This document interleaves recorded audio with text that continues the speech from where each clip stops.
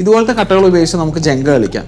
നമ്മുടെ വീട് പണിയും സത്യം പറഞ്ഞാൽ ഏകദേശം ഇതുപോലെ കട്ടകൾ ഉപയോഗിച്ചിട്ടാണ് നമ്മൾ പണിയുന്നത്.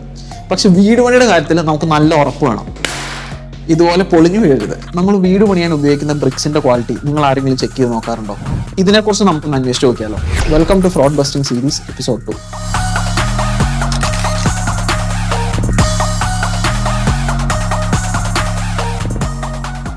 നമ്മളെന്നുള്ളത് ടഫി ബ്രിക്സിന്റെ ഓണർ ജോബിൻ സാറിന്റെ കൂടെയാണ്. ഇപ്പോൾ കൂടുതൽ അറിയുന്നതിന് വേണ്ടി നമുക്ക് സാറിനോട് സംസാരിക്കാം. Hi sir. സാർ, ഒരു നല്ല ക്വാളിറ്റിയുള്ള ബ്രിക്ക് നമ്മൾ എങ്ങനെയാണ് തിരിച്ചറിയുക? ഒരു നല്ല ക്വാളിറ്റി ബ്രിക്ക് തിരിച്ചറിയാന്ന് പറയുന്നത് നമുക്ക് കാഴ്ചയിൽ ഒരിക്കലും പെട്ടെന്ന് തിരിച്ചറിയാൻ പറ്റില്ല. ഉദാഹരണമായി തന്നെ ഞങ്ങളുടെ ഏറ്റവും ക്വാളിറ്റി ഉള്ള ബ്രിക്സ്, ഞങ്ങൾ പ്രീമിയം പ്രോഡക്റ്റ് അടിക്കുന്നത്, ഇതിന് ഫിനിഷിംഗ് കുറവാണ്. കാരണം അതിൽ എംസാൻഡാണ് മിക്സ് വരുന്നത്. എന്നാൽ നോൺ ലോഡ് ബെയറിംഗ് ആയിട്ട് സ്ട്രക്ചർ ഫില്ല് ചെയ്യാൻ ഉപയോഗിക്കുന്ന ലോഡ് ബെയറിംഗ് കുറഞ്ഞ ബ്രിക്ക് ഉണ്ട്, അതിന് ഫിനിഷിംഗ് കൂടുതലാണ്. കാരണം അതിൽ ഫൈൻ ഡസ്റ്റ് ആണ് മിക്സ് ചെയ്യുന്നത്.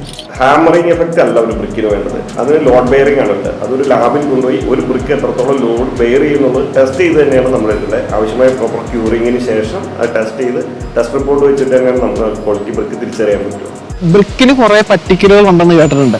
ഈ ബ്രിക്കിൽ വരുന്ന പറ്റിക്കലുകൾ എന്തൊക്കെയാണ്? മെയിൻ ആയിട്ട് സംഭവിക്കുന്നത് സിമെന്റിന്റെ പെർസെന്റേജ് കുറയ്ക്കുക, ബ്രിക്കിന്റെ സൈസിൽ മാറ്റം വരുത്തുക, ഇതൊക്കെയാണ് കൂടുതലായിട്ടും ചെയ്യുന്നത്.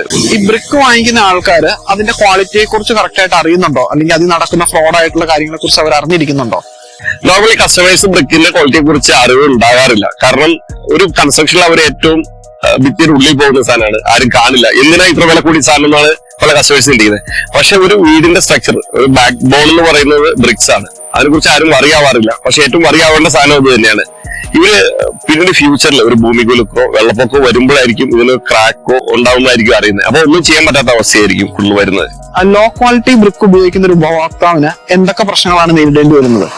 നോർമലി ബ്രിക്ക് ക്വാളിറ്റി കുറവാണെങ്കിൽ ലോഡ് വരുമ്പോൾ ഫ്യൂച്ചറിൽ ക്രാക്ക് വരാനുള്ള പോസിബിലിറ്റീസ് ഉണ്ട്. അതുകൊണ്ട് ചെറിയൊരു എയർപോർട്ട് വന്നാൽ പോലും പലപ്പോഴും നമ്മൾ പല കാണില്ലേ ഭിത്തി ഇടിഞ്ഞു പോയി എന്നുള്ളത്. ഇത് വെയിറ്റ് കയറി കഴിയുമ്പോൾ ഡാമേജ് നനവോടെ വരുമ്പോൾ ബ്രിക്കിന്റെ ബലക്ഷയം പെട്ടെന്ന് വരും. നോർമലി നമ്മളുടെ സ്ട്രക്ചർ ഒരു അനക്കവും ഷെയ്ക്കും ഇല്ലാതിരിക്കുന്നുണ്ടായിരുന്നു ചിലപ്പോൾ വർഷങ്ങളോളം കുഴപ്പമില്ലാതെ പോകുന്നത്.